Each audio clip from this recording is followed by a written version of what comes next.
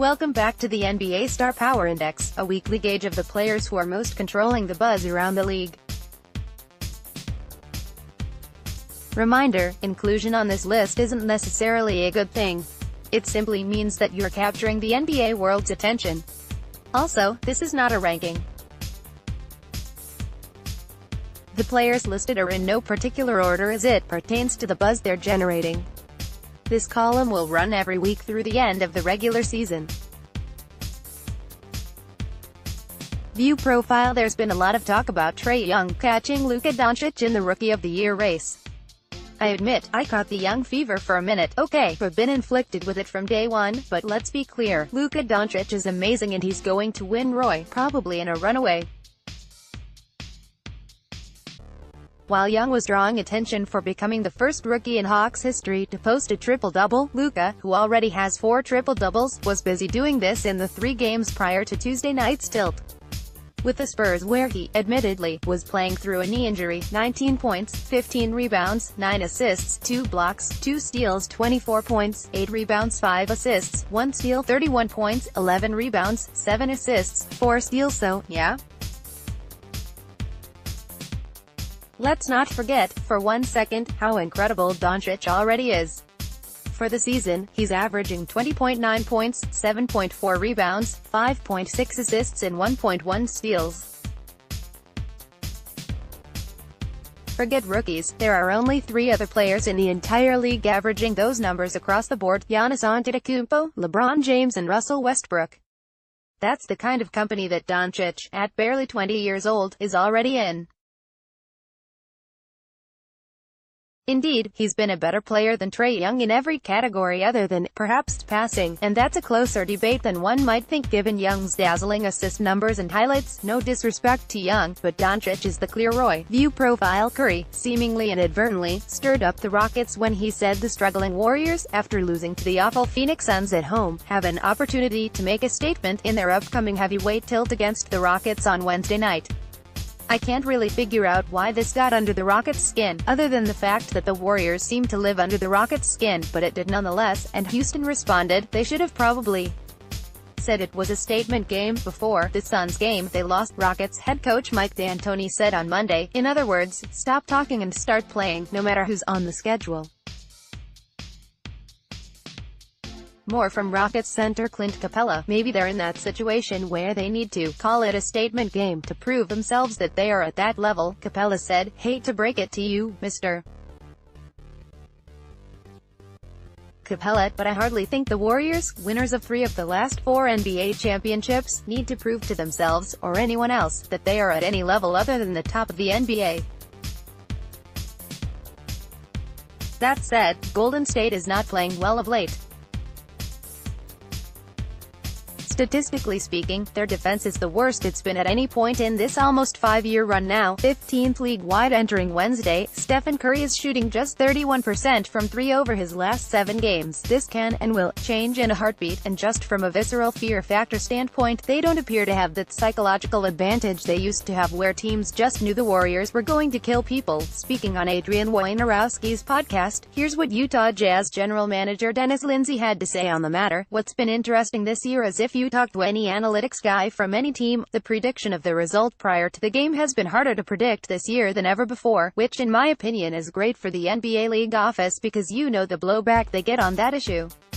4 years ago, when Golden State started their dominance, it was almost like Tiger Woods on the tour, that dominance. He was gonna go win. You felt like he was gonna win every tournament for a while. I think the whole league felt that way on Golden State. I still think Golden State is the favorite, there's no question, especially with their experience. They have the ability to turn it up in the most important moments. But that variance you described, that delta between them and the next group of teams, at least based upon the regular season results, the point differentials. It looks like it could be a tournament this year. I still think Golden State is the best team and we're all kind of chasing them. But I think we're in store for some really compelling TV. And uncertainty around outcomes is always best for sports leagues. If, to Lindsay's point, all teams are still chasing the Warriors, the Rockets, once again, are starting to feel like the closest team to catching the champs. Over the past 2 seasons, including the 7-game Western Conference Finals last season, Houston is 8-5 against Golden State, and you know they have something to prove after having to play Games 6 and 7 of last season's WCF without the services of Chris Paul. View profile: Westbrook found the spotlight this week for an ugly reason. As a fan in Utah, Shane Keisel told Westbrook to get on your knees like you're used to, prompting Westbrook to fire back in a manner that wound up landing him a $25,000 fine for directing profanity and threatening language toward the fan. "I'll F him up," Westbrook said. I promise you, I'll F you up. You and your wife. I'll F you up. Again, it's ugly." Assuming this fan indeed said what Westbrook and other eyewitnesses have attested to, there's no excuse for this "don't give me the I paid money for this ticket and can say whatever I want" line. For the Utah Jazz for taking actual, real action and banning this fan for life. The guy doesn't deserve to come to games anymore. The Utah Jazz have permanently banned from their arena the fan who engaged in altercation with Thunder's Russell Westbrook last night after conducting thorough review of video and eyewitness accounts. Ben Guyver, at Ben Guyver, March 12, 2019. Also, kudos to the players who've spoken out on the issue, including LeBron James, on Russell Westbrook and the fan in Utah. LeBron James supports Westbrook and the Jazz for banning the fan. He added, "There's a bold line, not a fine line, between cheering for your team and being disrespectful. Everyone knows when you're crossing that line." Pic.twitter.com/Shichiscato, Tanya Ganguly, at Tanya Ganguly, March 13, 2019. And of course, Jazz star Donovan Mitchell. View profile: Brandon Ingram's shoulder injury that had been keeping him out of action turned much more serious with the news that he has a blood clot, deep venous thrombosis, DVT, specifically, in his arm. Ingram has been shut down for the season by the Lakers, who have basically no shot at a playoff spot anyways. Many sports fans became more familiar with blood clots and the risk they pose through Chris Bosh, whose career came to an immediate end due to a similar condition. The issue is the blood thinners that are used to treat the condition. Playing NBA basketball on this medication poses a great risk for excessive, even life-threatening bleeding depending on how severe an injury a player might sustain. With this being the first time Ingram has dealt with DVT, the hope is that it's a one-time thing and he will be back to play next season with no further issue.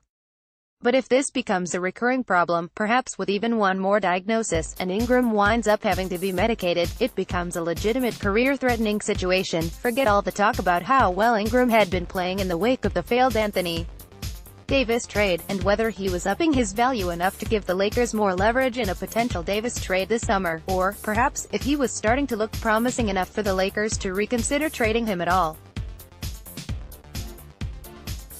This is about a 21-year-old young man with what should be a wonderful career in life ahead of him. All we can do is hope for the best. View profile: as mentioned above, Young is putting together somewhat of a late Rookie of the Year surge, but it's not going to be enough. Luka Doncic deservedly has, or should have, that award locked up. That said, Young is looking more and more like a future star in his own right. Again, he recently became the first rookie in Hawks history to record a triple-double, but that's just the latest accolade for the now three-time Eastern Conference Rookie of the Month. Look at the company Young is in when it comes to producing in the NBA as a rookie. Good morning. Trae Young is 20 years old, averaging 18.3 ppg, 7.8 apg. The only current starting point guards to ever average at least 18 ppg and 7.8 apg. Steph Curry, John Wall, Chris Paul, Russell Westbrook. At the Trae Young is doing it in his rookie season.